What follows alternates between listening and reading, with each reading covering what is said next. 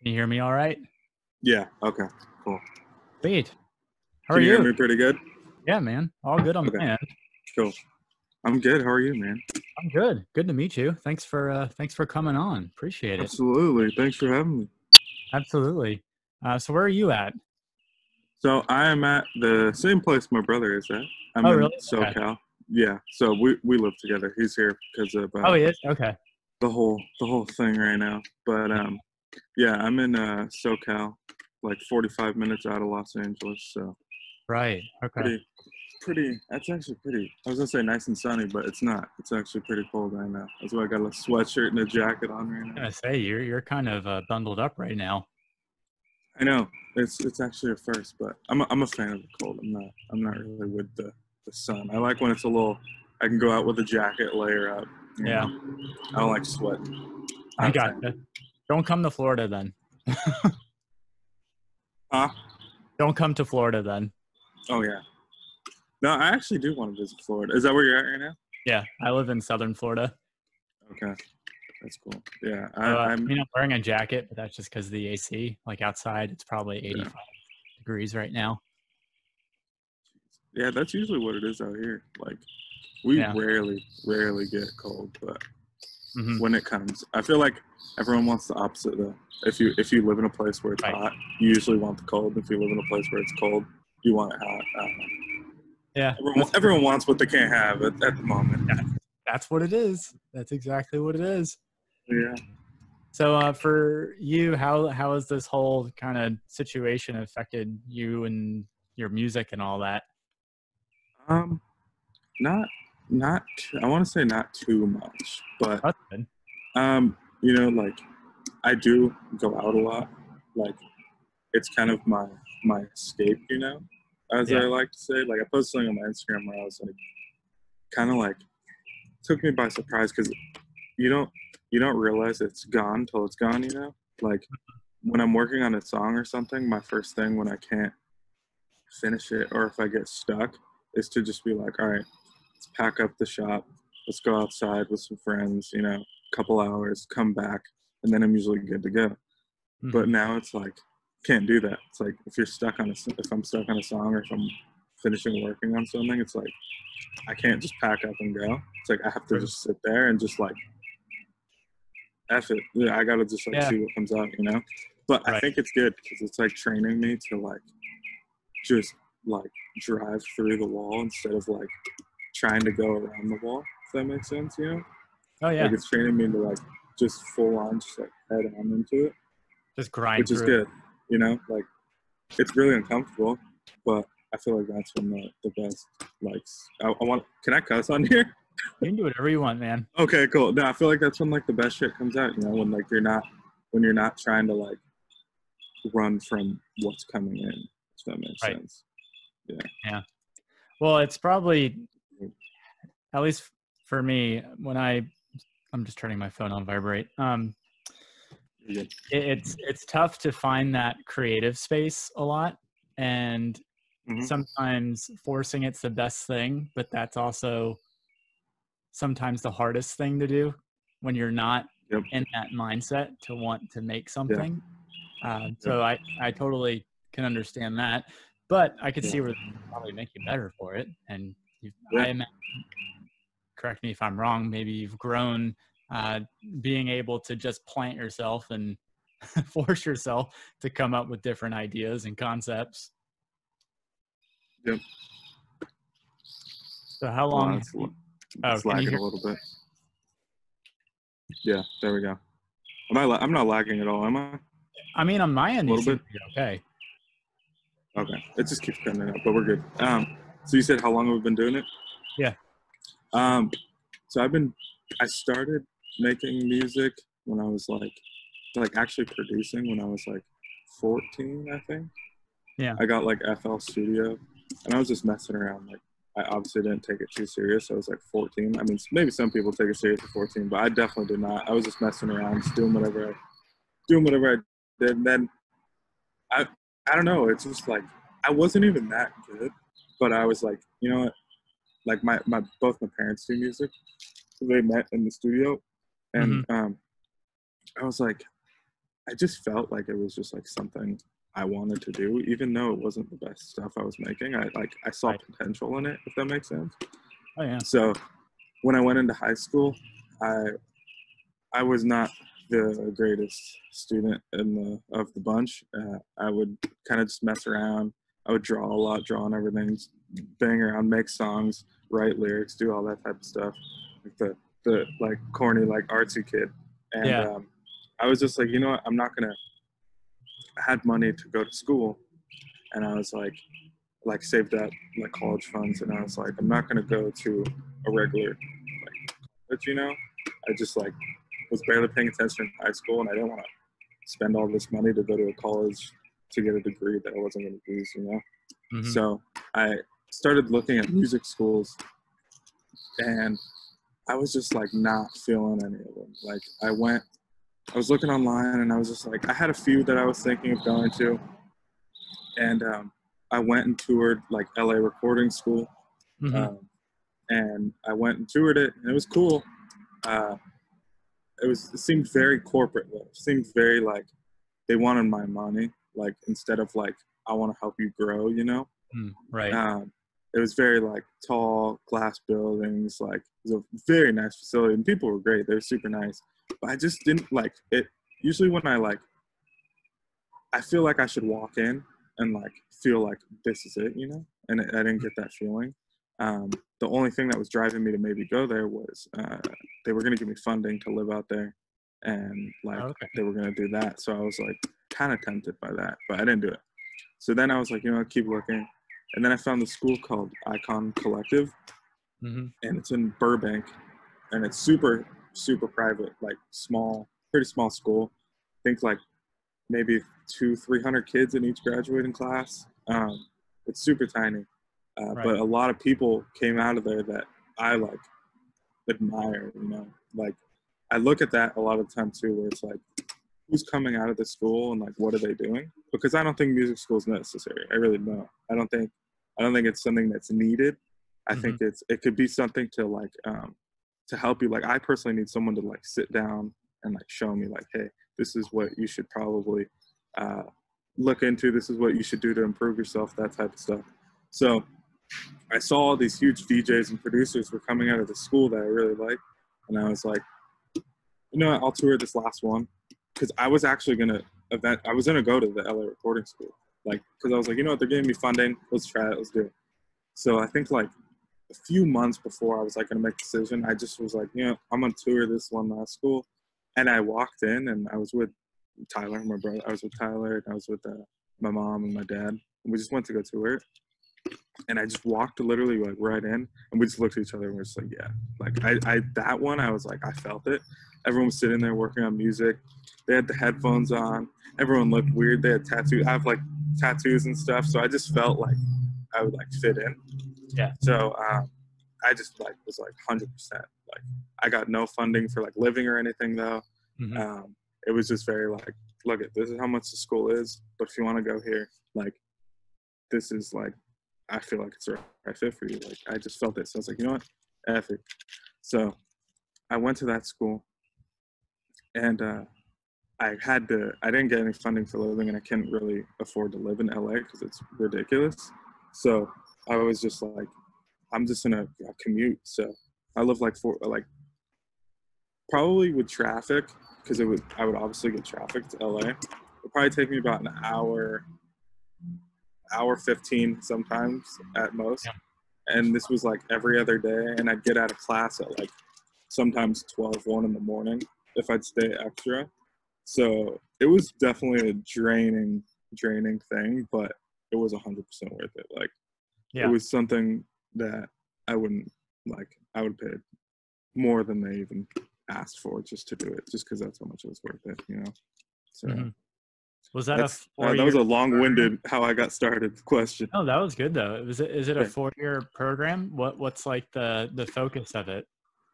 No, so it's actually only 1 year. It's it's a little over a year, I think. And they go quick. Like you don't have to go in with. So basically, the way you get into this school is, they care obviously about your music, right? So they want to hear your music. They want to hear like 3 demos that you wrote. Okay. But that's not like the main thing. They take you in on an interview and like they ask you like 5-6 questions, but they're like, they dig in, like they go deep.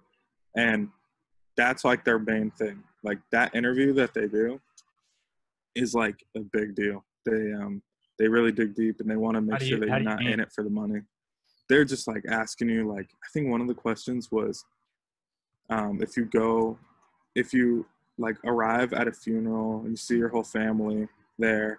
I'm like kind of paraphrasing it, but they're like, if you go to a funeral and you see your whole family there and you're walking up to this open casket and you see it and it's yourself and they're at your funeral, what would they go up and say about you? Oh. That was like one of the questions. Wow. And it was stuff like that. And like, they didn't want like, well, I was a good person. Like they wanted you to like, what are they going to like say about you? You know? That was one of the questions. There was one where there was like say 5 good things and 5 bad things about yourself, and 5 may not seem like a lot, but when they're asking that in front of you, it definitely took me a minute. They're like, you can take a minute and you got to just like sit there and think about it and make sure you really say things that are actual genuine. They don't want like no like half-ass answers, you know.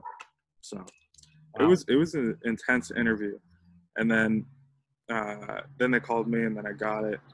And then it was just like, all right, it's tunnel vision just for this 1 year, you know. I'm just gonna go ham. I'm not gonna like really go out as much anymore, which right. I didn't like at all that whole year. And it was that kind of I feel like played a good and bad role on me. Like we were saying, like how is it staying inside all the time? Mm-hmm. That's what I tried to do for the first like month or 2 of that school. I was like, you know what? I'm not going to hang out with friends. I'm not going to do this. I'm not going to do this. I'm going to work on music 24/7, and that's it. And like I tried it, and I kind of went crazy, like for a little while. It's right. Just like, for me, it's like not doable. But I think for other people, they could lock themselves in a room for a week and write an album, or a month and write an album, and they're good. But I would go crazy. I can't do that. I have to go out and kind of release my brain, you know? Very tough. Yeah, no. So in the school, what was the focus on it? What was like, was it music production, or was it focused on electronic? What was the guiding light behind it? So they're not like a electronic music school. It's actually a big like misconception they get a lot. But it's kind of like I get why people think that, because half the alumni, or like most of the alumni who are like killing it right now, they're playing EDC, all those like big festivals. So that's why people are like, oh, these people are doing this, so they must be teaching electronic music production. But they teach everything. They teach like, I have like an Ableton course, I have a Logic course, right? I have a songwriting course. There's a mixing, like a studio tech course, which is like mixing, mastering. So they cover all the grounds. I had a keys class. I would like learn songs on the piano, but it wouldn't be like I'm talking like jazz theory type stuff. It was intense. Like it was pretty intense, but they kind of ease you into it. It goes by levels. So like it's level 1 through 4. Level 1, they kind of ease you into it. And then once you hit like 2, 3, 4, they're just like, you don't get a break. Like for a whole year, you're just like going in. But we have everyone from like pop music to like rock music. Like everyone makes. I had a diverse class. There's some classes where it's mainly everyone makes electronic music, dubstep, and this and that. But we had a pretty diverse class. You know, like everyone kind of made everything. So it was kind of cool. You got to see the whole spectrum. You know. Oh yeah, definitely. And so is there a final project or something at the end? Like what's that look like? Yeah, so that looks, for me, you know, they basically do a final EP, right? So you have one of your classes, one of your whole like classes is I think it's like I don't know I forgot what they call it. It's just called the collaboration project, but you have a mentor that you meet up with once a week for a class, and he kind of guides you through it, right? And it's you, and it could be up to 3 people, but you draw out of a hat a mentor, and then you draw out of a hat a person that you're going to work with. So once you do that, then you have like 12 weeks to write a 3-song EP, and you have to pick like a theme. You have to do your cover, like you have to have someone do your cover art. You have to have someone sing on all the songs, and you have 12 weeks to find a singer, find someone to make the album art, and to produce all 3 songs, and then present it in front of like the panel of judges. And they always have someone there that's like pretty well known, you know? And then they pick a winner at the end. They pick a best album art and like a runner up and all that. Yeah. Wow. It's intense. It's intense. Yeah. One of the things that I always find difficult is collaborating with vocalists. So what have you found to be effective in that realm? Yeah. So like I went out of there straight out of high school, right? So I didn't work too much with vocalists before that. I like messed around and like recorded friends and stuff. Yeah. But I never like was in a full studio setting where I had a vocal session and did all that. You know, they kind of gave us tips like, hey, just make sure they're comfortable, make sure they have water, make sure they're like can go out and take a break, and you're talking to them, make them feel comfortable, because that's when you're going to get the best stuff out of it, you know? So I brought in someone that I knew who had a really good voice, and I drove her to LA with me from where I live. And then we went over there. I already knew her, so I introduced her to my friend. It was her first time recording something too, but she had a super good voice already. So once she got comfortable, she was fine. But then we actually ended up, the partner that I had was he's like classically, like he has a really good voice. Like I think he went to a music school before. So he actually he recorded the demos for her, and then his voice was actually pretty damn good too. So we decided to just use his voice, because then it would just like save time. It would save that third party, you know, if we could just use his voice. So we ended up using his voice for the whole thing. So cool. It wasn't so we didn't have to really go too much back and forth with him, but I mean, I'm messaging vocalists right now for like personal projects and stuff, and it's definitely hard to get a hold of some, but I think that it just comes with like they just want to hear, like I feel like they want to see consistency, you know? And like I just launched my project, so like me coming with them and I'm like, hey, I have like 2 songs out, here's a song I want you on it. They're like, well, they probably want to see more, you know? They answer, and a lot of the times like they either do like a charge for like a verse or something if they're pretty big. I'm messaging people that are a little bit bigger. Yeah. But yeah, I feel like nowadays it's like getting in contact with vocalists and like doing that whole thing. It's just like so much over either Instagram, and they just send you vocals. Like a lot of the times studio sessions, they don't even take place with like the singer in there. That happens like so much. I've heard. I haven't personally done like a ton of that, but I just had someone send me like stems for vocals, and they didn't even come to my studio. That's like the power of the internet. They're just like sending it. Yeah. You just send them. I just send them the instrumental, and then I don't know, a couple days later, they're just coming with like actual vocal stems, and then it kind of takes away the process of the whole studio. But I'm trying to actually like get in the studio with some singers, because I feel like that changes the whole. I want to like, you know, it's all about like connection and the whole vibe of the room. I agree. There's definitely there's probably a better connection in person, and that's something that I would love to explore. Is just you know, it's producing out of a bedroom. Obviously you're not going to have people come into there and just, you know, spit vocals. Like, do you have a studio that you rent or that you use, that you have people that would come to if you did want to go that route? Yeah. At my house that I'm living at right now, which is I'm living with my parents right now. Yeah. But, I built we built a little studio. It's probably like, it's a pretty damn good size, but it used to be my sister's old room. and we just like completely like sound insulated it, put up like put up panels, completely like tried to get the best, what is it called? I don't know why I can't think of it right now. Like sound absorption in there. And yeah, I've been like slowly building up my stuff. I barely just started upgrading like my studio stuff because I was like spending a lot of money on stuff that I didn't need.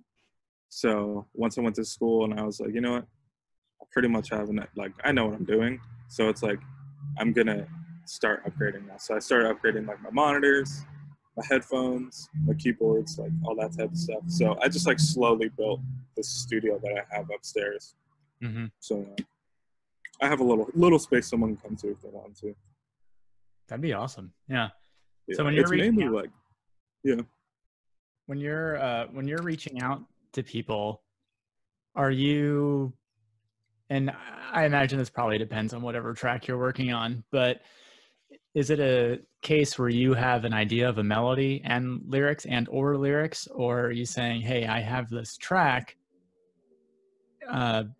try something? Or is there, obviously there's probably some direction, but like how much direction do you usually give, if any? Like how I've been doing it recently is like I could like songwrite a song, but I feel like it doesn't, I want the singer or the rapper or the whatever, whoever's gonna like put vocals on it. I like giving people a lot of freedom because I feel like that's when the best stuff comes out, you know? And I feel like that's for anything. Like I'm working with like visual artists, and I give them this, for visuals, I give them like a small idea, like, hey, I feel like this song could use this and this because of the title or whatever. And then I tell them, like, I literally in the email, I'll say, the rest, I'm pretty open. I want you to experiment around, have fun, and we'll go from there. Because then that's when the best stuff comes up. They might do something that I didn't think of, you know. And then I feel like that's the whole thing of collaboration, you know. If I just like wrote a song and was like, hey, here, I wrote this beat, hope you can rap on it. The only thing they're doing is just singing, which, you know, I'm sure they like, but I want them to like I'm working with them for a reason. You know, I'm working with them because I like their voice, obviously, but I also probably like the way they songwrite or the way they put their character into it. So it's like I might as well have them write it. And then obviously I might be like, hey, you should change this word to this or do this to this. But I feel like that's the whole thing, collaboration. I kind of like giving a lot of freedom and being like, hey, here, do what you think fits on this, and we'll see what comes about. I'm very like, let's see what comes about it, you know, like rather than not like, hey, I need this by this date. I don't like putting like a time limit or like putting a box around it. Sounds so cheesy, but I really like just like being open, you know, and just being like, yo, do what you think works. Yeah, that's how I usually do it. Wait, that sounds good. And is there like would you classify what you make now in like a specific genre, or is it pretty open and diverse? What do you kind of? You said in a specific genre? Yeah, like the stuff that you make, does it conform in a genre, or does it kind of branch out? I'm honestly trying to like figure that out myself. Like, it's obviously like electronic music, but it's very like I've been working on like a lot of different stuff, you know. I think something that really scares the shit out of me is like being super like zeroed in on one thing, because that's just like not me. Like I'm constantly changing, and that's why I didn't launch my, like, I've been working on music for like a decent amount of time now, and I haven't put out any music until a month ago. I think I just launched this project, and it's because like I was trying to figure out like, okay, what's my lane? What lane am I gonna be in? So then I could like launch this. But then I was like a few months ago, I barely decided, like 3-4 months ago, I was like, you know what? Fuck it, I don't really care. Like, I just want people to like see me grow also, you know? Because if I just come out the gate with just like, here's this, and this, and I like, and it's just like, super like level 10, I think that's super dope. Like I want to be there, but I also want people to like see me grow. Like, remember when he used to make this type of stuff, you know? Remember, that's my favorite shit, you know? Like, some of my favorite artists now are not making anywhere near the stuff they used to make when I first started listening to them. So I kind of do want to have like people watch an evolution, you know? And like people watch like when I started here until here. Like, I obviously want to come out with like the best music I can and like come out the gate with 10s, but like I don't want to come out with just like stuff that I'm like super critical on and that I may not think people are gonna like it. I'm just trying to put out like whatever I can right now, whatever I feel like should come out, you know? I'm trying to be way less critical on it, if that makes sense. Oh yeah. To me that makes sense. You brought up a couple like really good points, like one of which you know, there's countless examples of people who have a specific genre that they do. The one that immediately comes to my head right now is Calvin Harris, real big into doing like funk disco kind of stuff when he first started. And then he kind of went into like big room house, progressive house, or whatever the case is, whatever you want to call it. But I think that's good though, because it shows like growth. Yeah. Because if you just stay in the same lane, you're going to, yes, probably keep the fans that you have, but there's nothing really, it's all sort of carbon copy. Like people always gave Linkin Park shit because they changed their sound a lot. And granted, I may have not totally dug some of what they did on some of their later albums, but I always appreciated that they were willing to branch out and do something that was against the grain and not just their stereotypical nu metal kind of style. So having that ability to diversify yourself, obviously without getting too crazy. Because obviously overdo that. Like I'm not gonna make like a heavy metal song right now. No. But it's like I feel like what was I gonna say? That something that like one of my mentors, because I had like mentors during the schooling too, and I remember he used to tell me like people like no one knows who the fuck I am right now, right? Except like family and some friends, right? Yeah. I need like right now I'm trying to build an audience and fans of like people who don't know who I am, right? Can you hear me? Yeah, I can hear you. Okay, it said internet unstable. Well, I'm trying to build an audience and fans that like of people who don't know me, right? So I kind of try to put myself in the mindset of like, okay, if I was looking at this guy, right, and I didn't know who the hell he was, like how would he pull me in? And I think that comes down to like staying somewhat narrow of a path until people could like kind of focus on you. Because if you're going like all over the place and you're doing this heavy metal song and then a pop song and then this EDM song and then this house song, then people like, I feel like people have nowhere to focus. You may have a few people focus on this one and then a few people focus on this one, but I'm trying to stay somewhat narrow, branching out like a tiny bit, not going too far off. And then once people gain a focus and they're like, okay, this is who this guy is, we trust him, we trust his music, then I could kind of start branching out and then people will follow. But I feel like right now I'm trying to stay somewhat narrow and not go too crazy. But that's probably the hardest part for me, is like trying to stay controlled and trying to stay like somewhat focused, because my brain is just like always all over the place and I'm trying to do whatever, you know. But if that makes sense, like I feel like that's the same for me. Like if I'm watching this new artist grow, I connect to his sound and like what he's doing then. And then once I trust him, like for instance, like someone who's a big inspo to me is like Flume, right? Like he's like a huge inspiration to me. And you know, I watched him like release his first album, and then like I think I first discovered him. This is like an older song, but it's like somewhat one of his newer ones. It's like Never Be Like You in like 2016, right? It's an older song, but that's like when I first discovered him. I went back and like into his discography, and like I found like all these crazy like beats he did when he first started and all this stuff. And then now he's like doing stuff with Toro y Moi, all these pop singers. Yeah.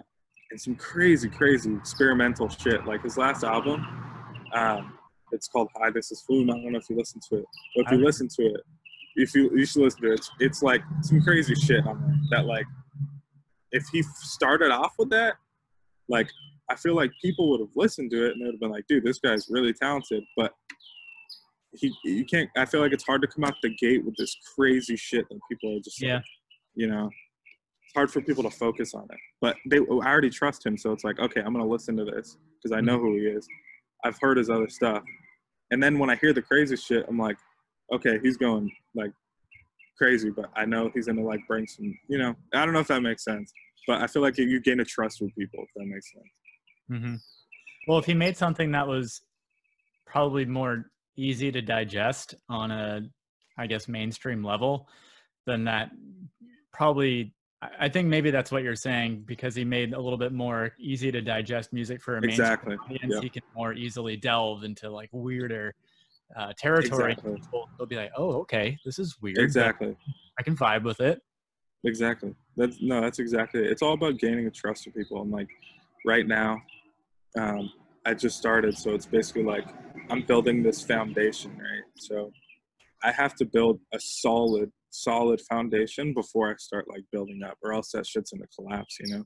Like if I just start building the fucking whole house right now on no foundation, it's not possible, you know? So I'm really just trying to lay down a foundation right now and like lay down like, hey, this is me, this is my project. Hope you guys come along with the ride. If you do, cool, we're in for one. And if you don't, then sorry, you know? It's like I'm trying to really like lay down a foundation right now and trying to figure that whole thing out. But I'm trying to, that's why I've launched it now, because people say they try to do it. They try to figure everything out before they launch their project. And I was really trying to do that. And I got advice to do that also. I'm not like shooting in the dark, but I also want to like kind of build as I go, if that makes sense. Yeah. How would you describe what you make? I mean, maybe it doesn't conform to a genre per se, but what would you describe like what you make? It's like glitchy, melodic, electronic music.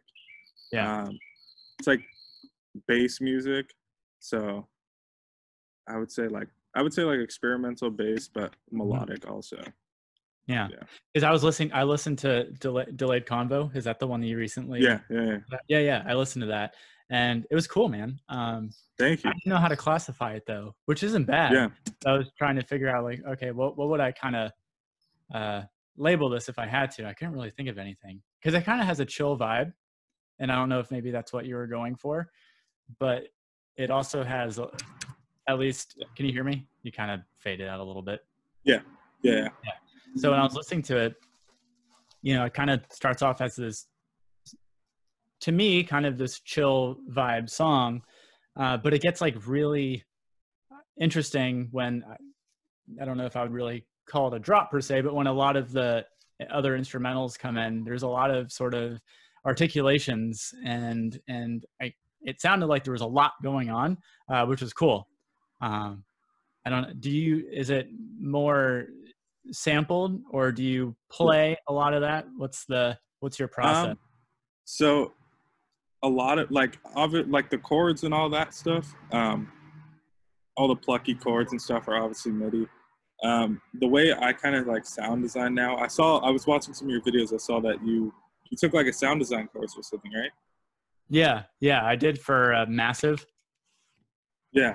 So I know how to like, I'll be honest with you, I'm not the best sound designer. Like when it comes to like getting I can make like simple stuff, but I'm not the all-time greatest sound designer. But I figured that resampling, I don't know if you know what resampling is, but it's basically like a sort of sound design where you just so say I start with a MIDI note or something, right? And I make a sound, and then I process it, and then I resample it, or like record it to audio. So now I have an audio file, right? So I basically have a sample now, like an audio file. Then I could process that, destroy it more, and then resample it, and then like chop it up. So that's how I kind of sound design is like, I take one thing and then I like fuck it up, and then I record it down, and then I fuck it up more, and then I record it down. Then I chop it up into rhythms and like do stuff like that. So I usually start with MIDI and then I end with audio.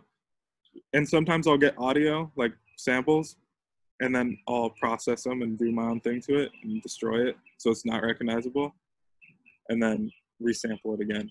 And that's a lot of the time how I do it. Like I use a lot of like Arturia, Serum, all that type of stuff for sound design.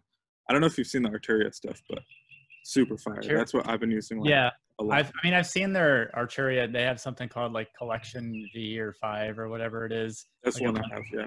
Oh, okay. Yeah. That looked cool, man. It's super cool, and like they have a ton of like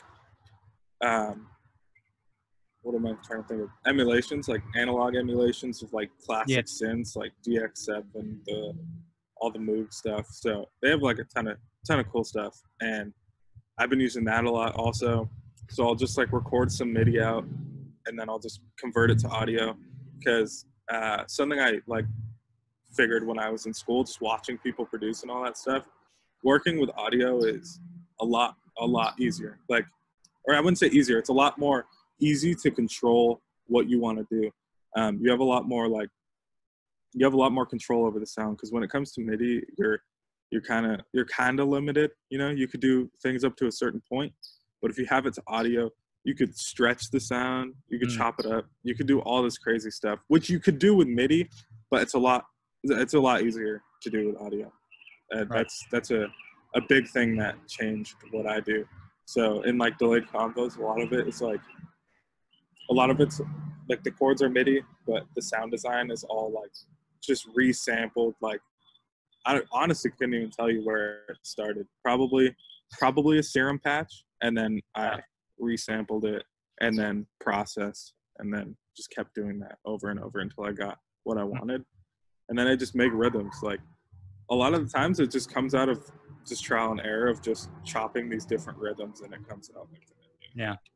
I was actually going to ask about that, because that whole thing is a process that I've never even like delved into doing, resampling. I always just, and I mean, part of this is just my narrow mind in producing, but whenever I have a MIDI instrument, I just assumed, okay, well, this is what it's going to sound like.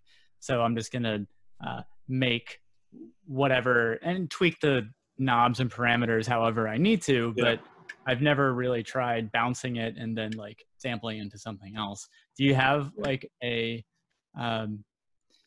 there like a product in your mind that you're thinking of that you want something to turn out, or is it experimentation and the way I've been doing it is like I kind of get the foundation of the track, right?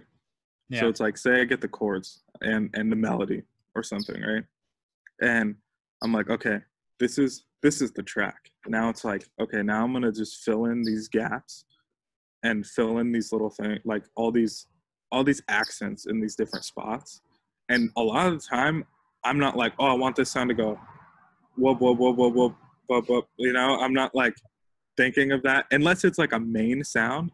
A lot of the time, like my bass fills and all that stuff are just like they're little fills. You know, it's not like long like bass shots and stuff. If I was doing like a more like bassy song, then I'm gonna have like a melody for this bass and how I kind of want the LFO to open up and all that stuff. But for the stuff I'm doing, a lot of the times it's just like I just like give it up to fate. I'm like, all right, let's see what the fuck comes out of this, and we'll just see if it sounds cool. And if not, I'll delete it and then I'll do it again. You know, yeah, that's pretty much how I do it. It's a lot of just resampling and literally recording like a 20-30 minute loop of just crazy shit. And then just chopping it up and just seeing what. And then I chop up, and then I'll chop out the best parts. So I'll be like, oh, this sounds super cool. I'll take it out. And then I'll listen through, and then I'll be like, okay, this is super cool. And I'll chop that out, and then I'll take it out. And now I have like 40 little chops of crazy shit. And then that I wouldn't have probably thought of if I sat there and tried to make that actual sound. It would have probably taken me a long time. but I'm just letting this thing just spit out crazy shit. And then when I put it in the song, when I do that, it's like, it just sounds nuts. And it sounds like, like you have the concept of the song, but it's all these like crazy accents that just like make it level up a little bit more. You know? Right. Yeah. So with this, since it is so much kind of experimenting, how much of it would you say was kind of in your head, or what was in your head before making anything in the computer? I would say the main how do I say it? I would say the main like form of the song, right? So I wrote these, like I write the chords, and then I get this rhythm going of the chords, and then I get this like kind of melody going, and that's the part that like while I'm writing it, I'm like more critically thinking of like key like music theory and shit, which I try not to pull out too much. But in the beginning, I try to get cool chord changes. Like in the song I'm gonna be putting out next is like I wrote this chord progression, and like I was trying to get these weird like chord changes. So that's when I'm really like using, like I'm getting deep in the brain and I'm trying to like get these crazy chord changes and stuff. But when it comes to sound designing, I feel like the best shit that comes out is when you're not really thinking about it. Like when you're just making shit and twisting knobs and doing crazy shit, that's when it comes out. When people listen to it and they're like, I have no idea how this guy made this. Like, this sounds insane.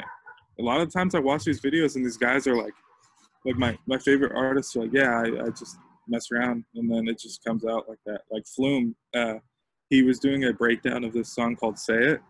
And there's a crazy fill that like makes the whole entire song, right?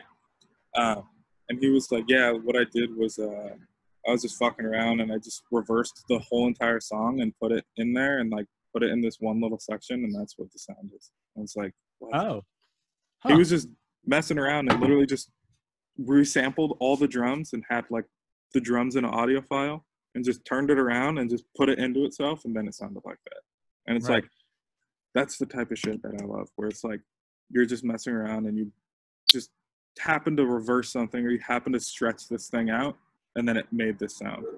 And it's like, I didn't mean to do that, it just happened because, you know. So that's my favorite shit. Yeah. And that's definitely, I find, more prevalent in the electronic music, because if you think about it, if you record a guitar, or you record acoustic drums, I mean, you could probably do some weird stuff to them, but more often than not, whatever, like for a guitar, for example, if I'm recording through like a pedal or something straight in, probably more often than not, aside from maybe some tweaking in the DAW, it's going to be pretty much what you would expect coming into it. And some of that, like for me, when I think about, because like I started recording stuff probably like 10 years ago, it was all like guitar oriented stuff. It was all very audio in, effects, export, done. It wasn't like any of this crazy experimentation that electronic music has. So there's a certain level of difficulty for me, and I would assume for other people, maybe yourself, maybe not, with having sort of this, getting rid of that judgment. Because I assume there's probably going to be some judgment, like why would that sound good? Why would, the Flume example, if I compressed an entire track and reversed it, like there's nothing in my mind that would say that that's even a reasonable idea to try. And so that is sort of the uniqueness of electronic music, is you have to basically break down those barriers of what you think would conventionally sound good, and just say, screw it, I'm just going to do whatever and see what happens. Like personally for me, I this sounds so stupid, but like I wish, like I try to go in, right? Like they kind of told us when I went to school, like, all right, you got your tool belt now, right? You know how to work Ableton. You know, I mean, obviously you're not going to know everything. You never know fucking everything. Never. You're never going to know everything, you know? So you're constantly going to be learning, and you have to like know that. but like, you know what to do. Like, you know some basics, you know how to get around, you know how to get your mind, you know how to get what's in your head to the DAW. But I felt like when I go in there and like I bring my whole entire tool belt and like all these like technical skills and I'm like, let's do this, then I get way too stuck on like, oh, I got to EQ this out, and then I got to do this, and then I get so deep into this like mixing early on in the stages where I should just be writing shit. Like I should just be laying down whatever comes out and not worrying about too much what it sounds like. Obviously you're gonna do a little mixing there, here and there, but like if I dive too deep in and I get super technical and I'm like, oh, there needs to be a boost at like 300 hertz or a dip here or this or that. Oh, this needs to go super down, and then the reverb needs to go like this. Then I just go down this spiral of like, at this point, I'm stuck in what everyone, all like, you know, a lot of people get stuck in the loop, right? Yeah. That happens to everyone. And it's like the way I found, I don't do it as much anymore. Like when I first started, I got stuck in it all the time. I never finished anything. And like, it still happens. And I realize that happens when I get way too, like, I'm tweaking too much and I'm doing this tweaking of whatever it is. I just started, instead of building like downward, I try to build outward now, right? And I try to like, instead of like, okay, now I'm going to layer this and then I'm going to layer this. Then you just get stuck in this like downward spiral. And then now you got this fucking sick 16 bar loop and it sounds super dope, but now you have no context around it. And now you got to build context out of something that's really good right now. And like building outward is a lot harder than building downward. Oh, most people could build downward, you know? And it's like, if you could get a nice little brick going, you know, of a downward like loop or whatever you start with, it has to obviously start somewhere. Right. And you just start going outward or starting from left to right, which is difficult for a lot of people, but I try to do it now a lot more. But just going this way, like in the timeline instead of going up and down, helps like so much. Like that helped me a lot of like finishing stuff, getting ideas out more, and just like not getting stuck in that loop, because that was really frustrating for me. Oh yeah, I could see that, because then you get to a point, if you build something up so much, it's like, okay, well, you know, depending on what kind of genre you're right in, usually there's not as many parts as the big part. And if you have too many, if you have like 32 tracks, it's like, well, how on earth am I supposed to transition between something with less than that into such this epic piece? That makes a lot of sense. And it's frustrating. Like you have this super good idea and you like it. It's like there's so many songs where I'm like, I really like this, but this thing died. Like it's done. Like I don't know what to do. I mean, I could maybe come back to it in a few weeks. I'm not sure if it's gonna spark up again, you know? It's hard for me a lot of the times. I have to capture that shit like in the moment, you know? Like I have to, if I start writing something and like I'm like, okay, this is super sick. I gotta start arranging it a little bit. I don't have to get the whole fucking song done, obviously, in one day. But I have to start laying it out, be like, okay, this is with the intro, this is with the pre, and then the chorus, and then, okay, now cool. I can shut it down for the day probably, leave, come back a little later, do it out a little more, and then mix it down into all that stuff. But it's like, for me, a lot of times, like, it's hard to re-spark it up, you know? Because I'm very, like, spiritual, and I'm kind of like, that's what came to you in the moment, and you kind of have to take advantage of that. And it's hard to get back into that state of like what came to you a week ago and try to get back into the computer and do it again. You could obviously do like mixing stuff, because that's not really I mean, it is actually super creative mixing, but you're not like writing like chord progressions and doing this stuff, you know? So I try to take advantage of that in the moment, you know? Yeah. Okay. But yeah. What kind of music you make? You started doing like a little house stuff, right? Yeah. I'm kind of in a boat where I don't really know, because like if you go to my SoundCloud, there's literally almost everything on there. That's dope. So like, again, I come from, I actually chatted with Tyler about this a little bit. So my background is I was in a band in high school. And so we were very much a similar in style to like a Linkin Park Meteora kind of band. Like we had a rapper, singer, and we would make tracks like that. Yeah. And so that's my background and what I'm used to doing. And so like when you talk about how so many people get stuck in an 8-bar loop, like I don't understand that. Well, I do, but that wasn't really my main struggle because I always write. It's just a creature habit. I've always written left to right. Like I always would start with the intro verse. I have no idea what the chorus is going to sound like, or the drop, whatever you call it. At that time, it was a chorus. And that the hardest part for me was just figuring out, well, one of the big things was some sort of way, like I would have a verse, a second verse, but then there would usually be either a third verse or a bridge. And one of the things that always been challenging for me is writing something to contrast that. So writing a bridge. Bridge writing is never something that has been instinctively intuitive to me. And I personally don't like just repeating something a third time. Like that's and so that, I guess I have different obstacles than maybe someone who started just with electronic music. But then again, I have trouble with thinking how you think and like, hey, maybe I can just screw with the sample a lot. Like that thought doesn't even cross my mind at all. So it's I don't know. It's kind of interesting for me to see how different people kind of have different sticking points. But to answer your question more, I guess now the music that I like now is very, I don't know. I would say if I had to list kind of like two main genres that I really like that I get a lot of influence from, it's kind of the new disco French house, kind of like Madeon, Porter, Robinson. Dude. Yeah, that's my shit. Yeah.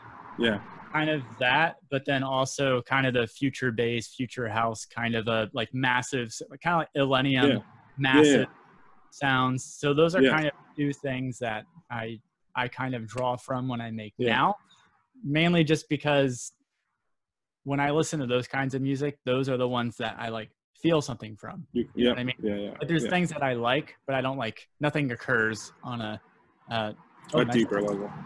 On a deeper I know my dog's poking me. And then but those couple things I actually like resonate with on a deep level. And so to me it makes sense to try to build a similar kind of construct to what moves me when I listen to like what other people make, you know? Yeah, no, I feel, because a lot of the people that went to my school and a lot of the people I was talking to, like the little group that I was hanging out with, they made like some of the craziest bass music I've ever heard in my life. Like some of the nastiest, just like your head's knocking, and it's sick. Like everyone's face is just like crunching up, you know, where you get that like, oh damn, and it's sick. I went to like a ton of shows with them and like watched them play shows, and it was fucking fun. And like I love that type of music. Like I love like hard, groovy bass stuff, and I like making it sometimes too.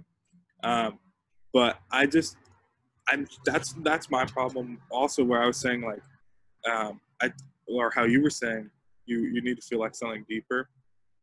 Like I'm trying to mix melodic elements with that type of shit too, you know? Like I want people to like kind of groove and like get the bassy elements in there, but I also like, for me, it's obviously like a vessel for me. Like a lot of other people were like, dude, I'm like having a shit day. Like I'm gonna just write a song about how I'm feeling about how this girl broke my heart or whatever, like that corny thing, whatever. But say it happens, right? And you get your heart broken. I want to just like try to channel that feeling, put it into this, and then maybe I'll add some like groovy bass stuff and like, because I do really like that music too. But I feel you where I don't have any other connection than this shit slaps and I want to knock my head and I want to get stuck in it, you know? Like I love that shit, but I'm trying to get something a little bit underlying deeper, like another. I want people to like feel something also, you know? Yeah. And I'm not saying I may put music out like that too, where it's like just straight hardcore bass shit. But I'm trying to like make my main thing have a underlying feeling, because I feel like that's where my brain goes first, is like emotion and like trying to do that type of stuff. And then I feel like that's where I can connect to people a little bit deeper, you know? Yeah. But yeah, I love Elenium and Porter, dude. I was just listening to Porter. Did you hear his new song? Yeah. What was the name of it? I forget of it. There's Something Comforting, and then there's that one. What's the other one? Get Your Wish. Did you hear that one? I heard that one. The Something Comforting was really good. Did you know that's him singing in all those? Yeah. I guess he took a page from Maddie since his whole new album was him singing. Dude, it's crazy. They pitched it up like 3. They had someone posted on YouTube. They pitched it back down to his original voice, and dude, he's fucking really good. Like his regular voice, not even pitched up, is like amazing. You should look it up. It's crazy. He has a really good voice. I will. That was something we had to do too. We had to do a song. We had a songwriting class, and they were like, "Who doesn't like singing in front of people?" Everyone, right? They raised their hands. We're fucking producers. We don't sing. Right. And they're like, all right, cool. So all 3 of you, like, you're going first. And we have to fucking, every single week, we had to write, like, a song and sing on it and then play it in front of the class. Yeah. And, like, for all of us who, like, don't sing, we were just like, oh, God. But it helped. Like, towards the end, people were just belting. Like, they didn't give a fuck. Like, in the beginning, everyone was kind of shy. They didn't want to share. No one raised their hand. And then towards the end, people, like, wanted to share their tracks. And, like, I don't know. There's something, you connect with it more. Like when you sing on a song, like even if you're not a singer, I am not nowhere near a singer, like at all. But singing on a song, like I wouldn't even be opposed to doing it later down the line. Right. Am I going to keep it sounding like my regular voice? Probably not. I'd probably do something weird like Porter did, where he pitched up, you know, and make it sound a little bit different so it's not recognizable. But I feel like it'd still like, it'd connect more because you're putting what, you know, your voice and your thought into it. So I feel like you're not relying on someone else to try to convey what you want to. Exactly. Yeah. No, I thought. So I keep like chugging this coffee. Oh, it's all good. My beer's gone. Otherwise, I'd have more of it. But yeah, I watched the music video to it, and like you could for Porter's new song, Something Comforting. And it was weird. Like he seemed like way more vulnerable yet comfortable. Well, I guess obviously because of the song, maybe. More there you go. That's funny. More comfortable with himself, yet more vulnerable. And I think when he puts out the album, people are going to probably respond really well to that for sure. Oh yeah, dude. Yeah, he like, dude, his shit like. I don't know. When I first found him, I was like, it was different.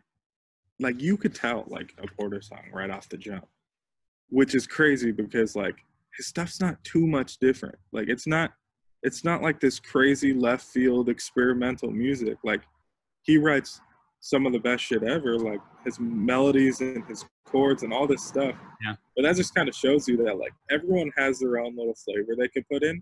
Like whether you notice it or not, like everyone has their own little flavor they could put into it, you know?